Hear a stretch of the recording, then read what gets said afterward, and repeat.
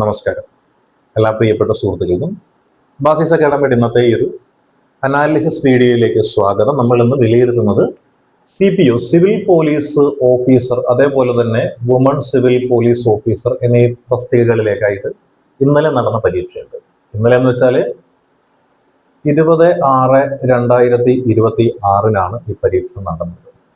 അപ്പോൾ ഈ ഒരു പരീക്ഷ അത്രത്തോളം മാർക്ക് പലർക്കും ലഭിച്ചിട്ടുണ്ട് എന്ന് പരീക്ഷ എഴുതിയ ആളുകൾക്ക് വ്യക്തമായിട്ട് അറിയാൻ സാധിക്കുള്ളൂ. പക്ഷേ പരീക്ഷ കഴിഞ്ഞപ്പോൾ ഏകദേശം 24 മണിക്കൂർ കഴിഞ്ഞു. ഈ ഒരു സമയത്തിനുള്ളിൽ ധാരാളം ആളുകൾ നമ്മളുടെ കമന്റ് ബോക്സിൽ ഈ ഒരു പരീക്ഷയുടെ അനാലിസിസ് വീഡിയോ ചെയ്യണമെന്ന് ആവശ്യപ്പെട്ടുകൊണ്ട് കമന്റുകൾ പോസ്റ്റ് ചെയ്യുന്നുണ്ട്. കുറേയധികം ആളുകൾ നേരിട്ട് കോണ്ടാക്ട് ചെയ്യുന്നുണ്ട്, മറ്റു ചിലർ പേഴ്സണലായിട്ട് മെസ്സേജ് അയക്കുന്നുണ്ട്. അപ്പം അങ്ങനെ അയച്ച പലരും സുഹൃത്തുക്കളായിട്ടുള്ള ആൾക്കാരാണ്, അതേപോലെ പ്രഗത്ഭരായിട്ടുള്ള മറ്റ് പല സ്ഥാപനങ്ങളുമൊക്കെ ക്ലാസ്സുകൾ എടുക്കുന്ന ആൾക്കാരും ഒക്കെയാണ്. അപ്പം അങ്ങനെയുള്ള ആളുകൾ ചോദിച്ച സ്ഥിതിക്ക് നമ്മൾ ഇങ്ങനെ ഒരു വീഡിയോ ചെയ്യുന്നു എന്ന് മാത്രമാണ്, ചെയ്യേണ്ട എന്ന് കരുതിയതാണ്, ചെയ്യുന്നതാണ്. അപ്പം എങ്ങനെയായിരുന്നു പരീക്ഷ എന്ന് നോക്കിയാൽ പരീക്ഷയുടെ ചോദ്യപേപ്പറൊക്കെ നമുക്ക് കിട്ടിക്കാണ്. ഏതൊരു പരീക്ഷയ്ക്കും രണ്ട് രീതിയിലാണ് നമുക്ക് എഴുതാൻ പറ്റുക. ഒന്ന്, പരീക്ഷ ഹാളിൽ പരീക്ഷയുടെ സമ്മർദ്ദം അനുഭവിച്ചുകൊണ്ട് സമയബന്ധിതമായിട്ട് എഴുതി തീർക്കുക എന്നുള്ള ടെൻഷൻ പിടിച്ചൊരു ഏർപ്പാട്. രണ്ട്, പരീക്ഷയൊക്കെ കഴിയുമ്പോൾ പരീക്ഷ എഴുതിയ ആളുകളുടെ ചോദ്യപേപ്പർ കയ്യിൽ കിട്ടിക്കഴിയുമ്പോഴോ അതല്ലെങ്കിൽ ഏതെങ്കിലുമൊക്കെ സൈറ്റുകളിൽ അപ്ലോഡ് ചെയ്യപ്പെട്ട് കഴിയുമ്പോഴോ അതെടുത്ത് വെച്ച് റിലാക്സ് മോഡിൽ ഇരുന്നു കൊണ്ട് വിമർശനാത്മകമായ ഒരു ബുദ്ധിയോട് കൂടിയിട്ട് ആ ഒരു പരീക്ഷ എഴുതുക എന്നുള്ളത്. അപ്പോൾ ഇതിൽ ഒന്നാമത്തെ ഘട്ടം എന്ന് പറയുന്നത് പരീക്ഷ ഹാളിൽ ഇരുന്ന് എഴുതുക എന്ന് പറയുന്നതാണ്. സമ്മർദ്ദമാണ് ചുറ്റുമുള്ളത്, സമയം അവിടെ മറ്റൊരു കടമ്പയാണ്. പിന്നെ കടക്കുമോ ഇല്ലേ എന്നുള്ള ആശങ്കയുണ്ട്. അതുകൊണ്ട് തന്നെ അങ്ങനെ ഇരുന്ന് പരീക്ഷ എഴുതുന്ന ആളുകൾക്ക് പലപ്പോഴും ചോദ്യം ശരിയായിട്ടൊന്നും വായിച്ചു നോക്കുവാനായിട്ട് സാധിച്ചെന്നവരില്ല. ചെറിയ ചെറിയ മിസ്റ്റേക്കുകൾ, ചില 2-3 ചോദ്യങ്ങളൊക്കെ തെറ്റായി വായിക്കുന്നതിനും അറിയുന്ന ഉത്തരം കൂടി അവിടെ തെറ്റായി മാർക്ക് ചെയ്യപ്പെടുവാനും ഒക്കെ കാരണമാകാറുണ്ട്. എന്നാൽ പരീക്ഷ ഹാളിനെ വെളിയിലിറങ്ങി വിമർശനാത്മകമായ ബുദ്ധിയോടുകൂടി ചോദ്യങ്ങളെയൊക്കെ നോക്കാൻ നേരത്ത് ഓരോ ചോദ്യവും അതിലെ പിഴവുകളും കൃത്യമായിട്ട് വേർതിരിച്ചറിയുവാനും ചോദ്യം തെറ്റാണോ ശരിയാണോ എന്ന് നോക്കുവാനും ചോദിച്ചിരിക്കുന്നത് എന്താണ് എന്ന് മനസ്സിലാക്കുന്ന ആൻസർ ചെയ്യുവാനും എല്ലാം സാധിക്കും. അതുകൊണ്ട് പരീക്ഷ ഹാളിൽ ഇരുന്ന് എഴുതിയ ആളുകൾക്ക് ലഭിക്കുന്ന മാർക്ക് ആയിരിക്കില്ല പരീക്ഷ ഹാളിന് പുറത്ത് വെച്ച് പരീക്ഷ എഴുതി ലഭിക്കുന്ന മാർക്ക് എന്ന് പറയുന്നത്. അതുകൊണ്ട് തന്നെ രണ്ടും അജഗജാന്തരമാണ് ഉള്ളത്. അതുകൊണ്ട് തന്നെ പരീക്ഷ എഴുതിയ ആളുകളെ സംബന്ധിച്ച് നോക്കിയാൽ അവിടെ ചില പ്രധാനപ്പെട്ട ക്രൈറ്റീരിയാസ് ഉണ്ടായിരുന്നു. ക്രൈറ്റീരിയസ് എന്ന് പറയുന്നത്, ഒന്ന്, പ്രായപരിധിയാണ്. രണ്ട് എന്ന് പറയുന്നത് അവരുടെ ഒരു ശാരീരികമായിട്ടുള്ള മെഷർമെന്റുകളാണ്. 3 എന്ന് പറയുന്നത് അവരുടെ ഒരു ഫിസിക്കൽ കപ്പാസിറ്റിയാണ്, ശാരീരിക ക്ഷമത എന്ന് പറയുന്ന സാധനമാണ്. ഇത് 3മുള്ള ആളുകൾക്ക് മാത്രമാണ് ഈ ഒരു പരീക്ഷ അനുയോജ്യമായിട്ടുള്ളത്. അത് പുരുഷന്മാരായാലും സ്ത്രീകളായാലും ഇത് ബാധകമാണ്. ഇവിടുത്തെ സാധ്യതകൾ എങ്ങനെയെന്ന് വെച്ച് കഴിഞ്ഞാൽ നേരത്ത് CPO എന്ന തസ്തികയ്ക്കാണ് വേക്കൻസി കൂടുതൽ ഉണ്ടാവാനായിട്ട് കണക്കാക്കുന്നത്. WCPO എന്ന് പറയാൻ നേരത്ത് വേക്കൻസികളുടെ എണ്ണം എന്ന് പറയുന്നത് പൊതുവെ കുറവായിരിക്കും. പിന്നെ കട്ട് ഓഫ് മാർക്ക് എങ്ങനെയായിരിക്കും എന്ന് ചോദിച്ചാൽ CPO എന്ന വിഭാഗത്തിൽ ഒരൽപ്പം കുറവും WCPO എന്നതിന് ഒരൽപ്പം കൂടുതലും എന്ന രീതിയിലാണ് കാലാകാലങ്ങളായിട്ട് കണ്ടുവരുന്നത്. അതിന് കാരണമായിട്ട് പറയുന്നത് വേക്കൻസികൾ കുറവ് എന്നുള്ളതും, പിന്നെ കൂടുതലിരുന്ന് പഠിച്ച് മെനക്കെടാനായിട്ട് താല്പര്യം കാണിക്കുന്നത് കൂടുതലും പെൺകുട്ടികളാണ് എന്ന് പറയപ്പെടുന്ന ഒരു വസ്തുതയും ഉള്ളതുകൊണ്ട് തന്നെ WCPOയുടെ കട്ട് ഓഫ് എന്ന് പറയുന്നത് എപ്പോഴും ഉയർന്നു നിൽക്കാറുള്ള ഒരു സാധ്യതയാണ് ഇതുവരെയുള്ള പരീക്ഷകളിൽ നമ്മൾ കണ്ടുവന്നിരിക്കുന്നത്. ഇനി ഇന്നലത്തെ നമ്മുടെ പരീക്ഷ നോക്കിക്കഴിഞ്ഞാൽ നമുക്ക് മനസ്സിലാക്കാൻ പറ്റുന്ന കാര്യം എന്ന് വെച്ചാൽ ഏറെക്കുറെ കടുപ്പമായിരുന്നു എന്ന് ചോദിച്ചാൽ കുറച്ച് കടുപ്പമായിരുന്നു. എന്നാൽ വളരെ ഈസി ആയിട്ടുള്ള ചോദ്യങ്ങളും ആ കൂട്ടത്തിൽ ഉള്ളത് കൊണ്ട് തന്നെ കടുപ്പമുള്ളതിന്റെ ആ ഒരു കാഠിന്യം എന്ന് പറയുന്നത് പല ആളുകൾക്കും തിരിച്ചറിയുവാനായിട്ട് സാധിച്ചിട്ടില്ല എന്നുള്ളത് വാസ്തവമാണ്. പിന്നെ മറ്റ് പ്രധാനപ്പെട്ട കാര്യം എന്ന് വെച്ചാൽ ഈ പരീക്ഷ വന്നിരിക്കുന്നത് ഒരുപാട് പരീക്ഷകൾക്ക് ശേഷമാണ്. അതായത് 3 ഘട്ടങ്ങളിലായിട്ട് നടന്ന ഡിഗ്രി പ്രിലിമിനറി പരീക്ഷ, അതോടൊപ്പം തന്നെ നടന്ന മറ്റു ചില പരീക്ഷകളുണ്ട്, നമ്മുടെ സിവിൽ എക്സൈസ് ഓഫീസർ പോലെയുള്ള പരീക്ഷകളുണ്ട്. അപ്പോൾ അങ്ങനെയുള്ള ആ ഘട്ടങ്ങളും ആ കടമ്പകളും ഒക്കെ എഴുതിയിരിക്കുന്ന ആളുകൾ, ആ ഒരു പരീക്ഷയുടെ ചൂടിൽ നിൽക്കുന്ന ആളുകൾ, ഇനി വരാനിരിക്കുന്ന 10th പ്രിലിമിനറി എഴുതാൻ പോകുന്ന ആളുകൾ, VFA എഴുതണമെന്ന് കരുതിയിരിക്കുന്ന ആൾക്കാർ, ബിവറേജ് LD എഴുതണമെന്ന് കരുതിയിരിക്കുന്ന ആൾക്കാർ, ഈ ഡിഗ്രി ലെവലിന്റെ മെയിൻസിന് തയ്യാറെടുക്കുന്ന ആൾക്കാർ, അങ്ങനെ തയ്യാറെടുപ്പ് നടത്തിക്കൊണ്ടിരിക്കുന്ന ആളുകൾ, അവരാണ് കൂടുതലും ഈ ഒരു പരീക്ഷയും എഴുതിയിരിക്കുന്നത്. അതുകൊണ്ട് തന്നെ തീരെ നിസാരമായിട്ട് ഈ ഒരു പരീക്ഷ നമ്മൾ കണക്കാക്കേണ്ട യാതൊരു കാര്യവുമില്ല. പിന്നെ അവിടെ ഒരൽപ്പം മാറ്റം വരിക, സ്പെഷ്യൽ ടോപ്പിക്കൊക്കെ പഠിച്ചെടുക്കുന്നതിൽ ചെറിയ വ്യത്യാസങ്ങൾ വരാം. എന്നിരുന്നാലും നമ്മൾ നോക്കിയാൽ ഈ ഒരു പരീക്ഷയെ സംബന്ധിച്ച് നോക്കിയാൽ ഇംഗ്ലീഷ്, മലയാളം, അതേപോലെ തന്നെ ഗണിതശാസ്ത്രം എന്ന മേഖലയ്ക്ക് ഒരു ആവറേജ് ചോദ്യങ്ങൾക്ക് അപ്പുറം നിലവാരം പുലർത്തിയത് തന്നെയായിരുന്നു. അതുകൊണ്ട് തന്നെ നമുക്ക് പറയാൻ പറ്റുന്ന ഒരു വസ്തുത എന്ന് പറഞ്ഞു കഴിഞ്ഞാൽ ഈ പരീക്ഷയ്ക്ക് ഇംഗ്ലീഷും കണക്കും മലയാളവും എല്ലാവരും നന്നായിട്ട് കഴിഞ്ഞ 3-4 പരീക്ഷകൾക്ക് വേണ്ടി നോക്കിയിട്ടുള്ളതാണ്. അതുകൊണ്ട് എത്ര കടുപ്പമാണെന്ന് പറഞ്ഞു കഴിഞ്ഞാലും തെറ്റാണെന്ന് തോന്നിക്കഴിഞ്ഞാൽ ചെയ്യാതിരിക്കുവാനും ശരിയുണ്ടെന്ന് തോന്നുന്നത് ചെയ്യുവാനും ഒരു പ്രവണത ഉണ്ടാകും.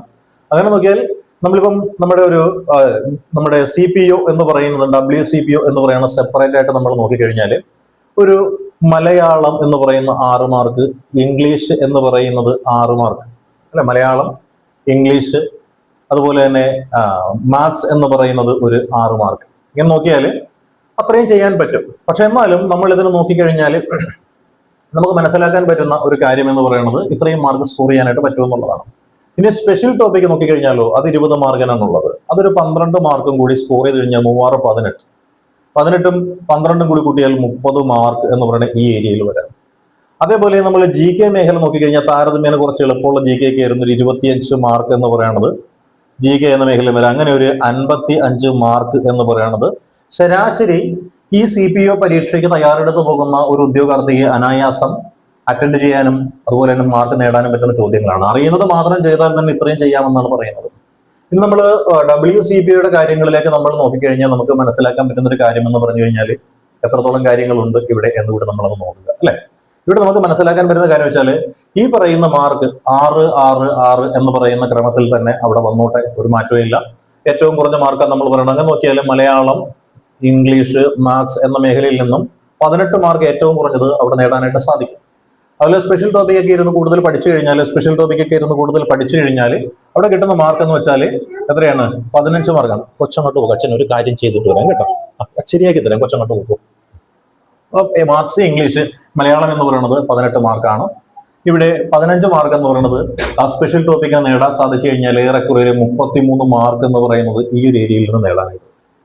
അതേപോലെ ഈ പുറത്ത് ജനറൽ നോളജ് മേഖല കഷ്ടപ്പെട്ട് പഠിക്കുന്ന ആൾക്കാരാണ്, സമയം കൂടുതലെടുത്ത് പഠിക്കുന്ന ആൾക്കാരാണ്, നന്നായിട്ട് പരിശ്രമിക്കുന്ന ആൾക്കാരൊക്കെയാണ്. അതുകൊണ്ട് തന്നെ ഇവിടെ നമ്മുടെ സാധാരണഗതിയിൽ ജെൻസിന്റെ കാര്യത്തിൽ 25 മാർക്കാണെന്നുണ്ടെങ്കിൽ ഇവിടെ ഇവർക്ക് നേടാൻ സാധിക്കുന്നത് ഒരു 30+ മാർക്ക് ഇവിടെ സ്കോർ ചെയ്യാനായിട്ട് സാധിക്കും.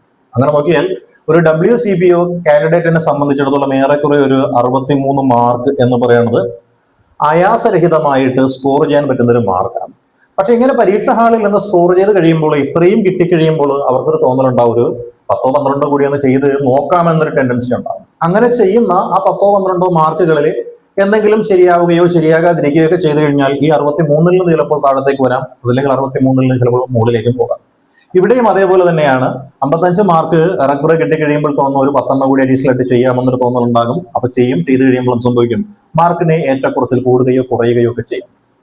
പിന്നെ ഈ ഒരു പരീക്ഷയുടെ പ്രത്യേകത എന്ന് വെച്ചാൽ ഈ പരീക്ഷ പാസ്സാകുന്ന ആളുകൾ കായികക്ഷമത, എൻട്രൻസ് മുതലായിട്ടുള്ള ഘടകങ്ങളൊക്കെ ഉള്ളതാണ്. അപ്പൊ പല ആളുകൾക്കും ഫിസിക്കലും മെഡിക്കലും ഒക്കെ കിട്ടാതിരിക്കാം, അങ്ങനെയൊക്കെയുള്ള കാര്യങ്ങളൊക്കെ നിലനിൽക്കുന്നത് കൊണ്ട് തന്നെ കൂടുതലായിട്ടുള്ള ആളുകളെ തന്നെ വിളിക്കാറുണ്ട്. ഏതിനെ കായികക്ഷമതയ്ക്കൊക്കെ വിളിക്കാറുണ്ട്. അപ്പോൾ ഒരു 55 മാർക്ക് എന്ന് പറയുന്നത് നേടിയിട്ടുള്ള ആളുകൾ ഷുവറായിട്ട് ഈ പറയുന്ന CPOയിലും ഒരു 10-23 മാർക്ക് എന്ന് പറയുന്നത് നേടിയിട്ടുള്ള ആളുകൾ ഷുവറായിട്ടും WCPയുടെ ലിസ്റ്റിലുണ്ടാവും.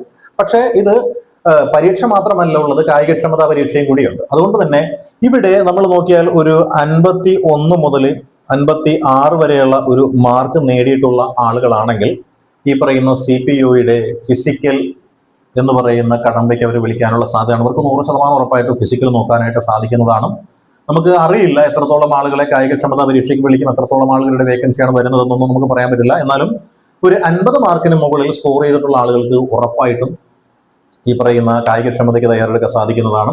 അതേപോലെ ഇവിടെ നമ്മുടെ WCPO എന്ന് പറഞ്ഞ വേക്കൻസിയൊക്കെ വളരെ കുറവാണ്. അതുകൊണ്ട് തന്നെ ഇവിടുത്തെ സംഭവം നോക്കിക്കഴിഞ്ഞാൽ ഏറെക്കുറെ ഒരു 58 മുതൽ ഒരു 64 വരെയുള്ള ഒരു മാർക്കിന്റെ ഉള്ളിൽ സ്കോർ ചെയ്തിട്ടുള്ള ആളുകൾക്ക് ഈ പറയുന്ന WCPOയുടെ ആ ഒരു കായികക്ഷമതയ്ക്ക് നല്ല സാധ്യതയുണ്ട്. 58 മാർക്ക് മുതൽ 63 മാർക്ക് വരെ അല്ലെങ്കിൽ 64 മാർക്കൊക്കെ ഉണ്ടെങ്കിൽ ഉറപ്പായിട്ടും WCPOയുടെ ആ ഒരു ഫിസിക്കലും കൂടി കിട്ടിക്കഴിഞ്ഞാൽ അകത്ത് പോകാൻ സാധിക്കുന്നതാണ്. ഇവിടെ നമ്മൾ നോക്കിയാൽ 50 മാർക്കിന് ഡിലീഷനൊക്കെ വന്നു കഴിഞ്ഞാൽ 50 മാർക്ക് എന്ന് പറയുന്ന അതിലേക്ക് ചിലപ്പോൾ താഴ്ന്നു വരാം. ഏതിൻ്റെ CPOയുടേത് 50-ലും താഴേക്ക് വരാം. എന്നാലും നമ്മുടെ ഒരു നിഗമനം എന്ന് പറയുന്നത് ഒരു 50 56 അല്ലെങ്കിൽ 50 55 മാർക്ക് എന്ന റേഞ്ചിലും, ഇവിടെ എന്ന് വെച്ചാൽ ഒരു 58 63 എന്ന് പറയുന്ന ആ ഒരു റേഞ്ചിന്റെ അകത്തും ഈ പറയുന്ന CPO WCPO പരീക്ഷയുടെ ആ ഒരു മാർക്ക് കട്ട് ഓഫ് മാർക്കായിട്ട് വരാനുള്ള സാധ്യതയുണ്ട് എന്നാണ് നമ്മുടെ ഒരു നിഗമനം എന്ന് പറയുന്നത്. കാരണം ഇവിടെ കട്ട് ഓഫ് കൂടുതൽ വരാനായിട്ടുള്ള സാധ്യത പറയുന്നത് ഈ കഴിഞ്ഞ കുറച്ച് പരീക്ഷകൾ അല്ലെ, എക്സൈസിൻ്റെതും അതേപോലെ നമ്മുടെ ഡിഗ്രി ലെവലിന്റെയും ഒക്കെ കടമ്പകള് പരീക്ഷകൾ എഴുതി വന്നിരിക്കുന്ന ആൾക്കാരാണ്. അവർക്ക് താരതമ്യേന ഈ ഒരു പരീക്ഷ എന്ന് പറയുന്നത് കുറച്ച് ഈസി ആയിട്ട് തോന്നിയിട്ടുണ്ട്. ജനറൽ നോളജ് മേഖലയ്ക്ക് വളരെ ഈസി ആയിട്ട് തോന്നിയിട്ടുണ്ട്. അവിടെ ഒരു 25 മാർക്കും വെറുതെ 30 മാർക്കും ഒക്കെ ഈസി ആയിട്ട് പിടിക്കാവുന്നതാണ്. ഇവിടെയാണെന്നുണ്ടെങ്കിൽ ഒരു 33 മാർക്ക് വരെ പിടിക്കും. 30 മാർക്ക് ഇവിടെയും പിടിച്ചാൽ 63 മാർക്കായി. ഇനി അതിൽ നിന്ന് നെഗറ്റീവ് വരുത്തി താഴേക്ക് പോന്നിട്ടുള്ള ആൾക്കാർ മാത്രമായിരിക്കും ഇതിന് താഴെ വരിക. എന്നാൽ ഒരു 58 മാർക്കിൽ കുറയാതെ ആയിരിക്കും WCPയുടെ കട്ട് ഓഫ് വരിക. അതേപോലെ ഒരു 50 മാർക്ക് എന്ന് പറയുന്ന ഒരു മാർക്കായിരിക്കാം അല്ലെ. ഇവിടെ ഒരു 50 മാർക്ക് എന്ന് പറഞ്ഞ ഒരു മാർക്കായിരിക്കാം നമ്മുടെ CPIയുടേതും വരാൻ സാധ്യത എന്നാണ് ബാസിസ് അക്കാഡമിയുടെ നിഗമനം എന്ന് പറയുന്നത്. അപ്പോൾ ഈ ഒരു നിഗമനം, ഈ ഒരു വീഡിയോ നിങ്ങൾക്കായിട്ട് സമർപ്പിക്കുന്നു. All the best.